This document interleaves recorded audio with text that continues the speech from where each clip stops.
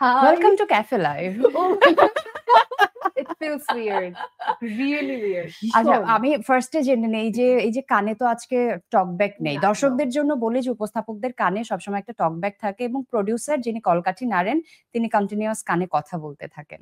এখানে আশিক ভাই আছেন, সারা বছর জুড়ে ছিল ক্যাফে লাইভে। তো আজকে যে টকব্যাকটা নেই সাথে, এটা আসলে কেমন লাগছে?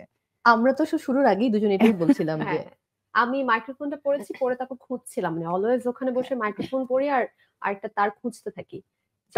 আজকেও খুঁজছিলাম, একটু পরে মনে পড়েছে যে আজকে তো আসলে টকব্যাক উল্টো সিটে। মোমের কি কেমন লাগছে টকব্যাক ছাড়া? টকব্যাক ছাড়া ডেফিনেটলি ভালো লাগছে না, তো আমরা আসলে ইউজ টু। তুমি আমায় বলো যে তুমি ক্যাফে লাইভে আজ দ্বিতীয় দিন শো করছো, তোমার কেমন লাগছে? ঢেকি স্বর্গে গেলেও ধান মানে ভাই, আমি আজকে গেস্ট না, আমি আজকে উপস্থাপক, তুমি আজকে গেস্ট। আমি প্রশ্ন করব,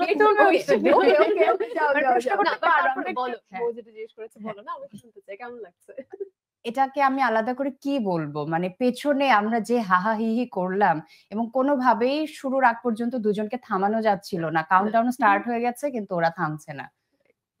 আমরা থামার নই, একদম একদম আমরা সামনের দিকে এগিয়ে যাব। আচ্ছা, সারা বছর জুড়ে ক্যাফে লাইভে ছিলে, অনেক অনেক অভিজ্ঞতা জমেছে ঝুলিতে। So most memorable episode of cafe live in 2024? মো বলো। আমি বলবো আগে? এটা তো বলাটা কঠিন। আমার ক্যাফে লাইভে বোধহয় প্রায় 6 বছর হতে চললো, মানে আমি ক্যাফে লাইভ করছি শোটা প্রায় 6 বছর। জানুয়ারি 30 গিয়ে সম্ভবত 6 হবে বলেছি, কারণ মো অনেক দিন ধরে করছে। রাইট, বাট ওইটার জন্য আমি তো এই বছর বলতে বলেছে। মো এর কিন্তু মানে one of the signature shows হচ্ছে ক্যাফে লাইভ। আজকে মো উপস্থাপনা দিয়ে যে সুন্দর একটা জায়গা করে নিয়েছে, সেখানে কিন্তু ক্যাফে লাইভের অনেকটা অবদান। একদম, এটা আমি একদম নির্দ্বিধায় স্বীকার করি এবং আমি খুব ভালোবাসি। মানে এটা শুধু আমি না, আমার মনে হয় যে নীল 24 থেকে আমাদের সঙ্গে যুক্ত হয়েছে, এর আগে সারা ছিল, বা এখন তুমি যুক্ত হয়েছো। যারা আমরা এই শোটা করি, আমরা কিন্তু অনেক কিছু মানে বাদ দিয়ে এসে শোতে অ্যাটেন্ড করি বা এই শোটা উপস্থাপনা করি, কারণ আমরা শোটাকে ভালোবাসি।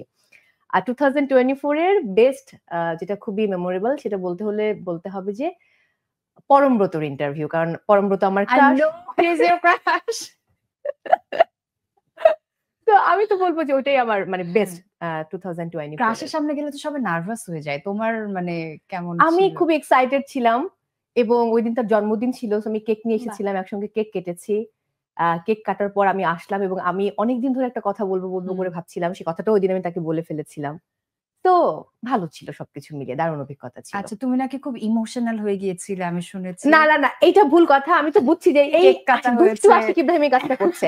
শোনো, ব্যাপারটা হয়েছে যে আমি তার ইন্টারভিউ নিব বলে তুমি কেক নিয়ে আসছো মৌ, তুমি অস্বীকার করতে পারো না। আমি কেক নিয়ে এসেছি, নট অনলি দ্যাট, ক্যাফে লাইভের টিমও তার জন্য কেক নিয়ে এসেছে। সো দুটো কেক কেটেছে সে এখানে। প্রোডিউসার কিন্তু এটা বলছেন, আমি তো দুষ্টু আশিক ইব্রাহিমকে চিনি, তিনি কি বলতে পারেন টকব্যাকে? টিম থেকে একটা নিয়ে আসা হয়েছে, আবার আমি একটা নিয়ে এসেছে। ওকে, সো আমি যেহেতু সে আমার ক্রাশ, তো আমি তার বিয়ের দিন কি কষ্ট পেয়েছিলে? আমার কষ্ট লেগেছে দোস্ত।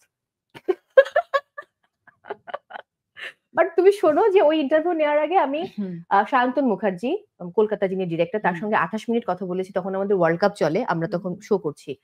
তো সেই টাইমে আমি 28 মিনিট কথা বলে 10 পৃষ্ঠা লিখেছি ইনফরমেশন।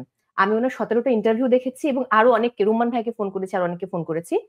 যেটা হলো, আসার পর ওনার সঙ্গে যিনি এসেছিলেন, ওনারা এত তাড়া দিচ্ছিলেন যে ইন্টারভিউটা আমি অনেক লম্বা করতে পারিনি। তো আমার অনেক প্রশ্ন বাকি থেকে গেছে এবং পরমব্রত বারবার বলছিলেন যে করতে থাকেন, রেকর্ড হচ্ছিল শোটা, যে আরো মৌ তুমি করতে পারো। এবং পরে উনি হোয়াটসঅ্যাপে একটা টেক্সট দিয়েছেন যে মৌ আমার খুব ভালো লেগেছে, বাট বাকি প্রশ্নগুলো আমরা নেক্সট টাইম অন্য কোনো ইন্টারভিউতে করবো। সুন্দর, একদম।